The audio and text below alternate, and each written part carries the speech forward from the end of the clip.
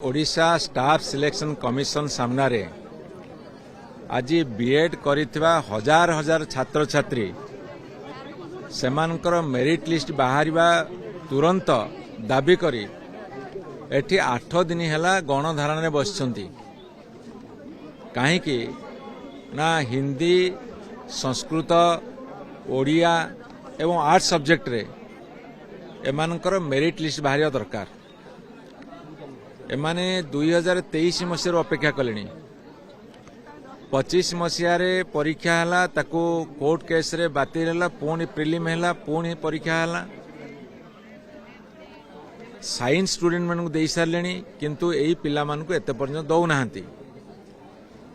वर्तमान भारतीय जनता पार्टी सरकार से माने कहते आम शिक्षार व्यवस्था को आगू बढ़ाऊँ।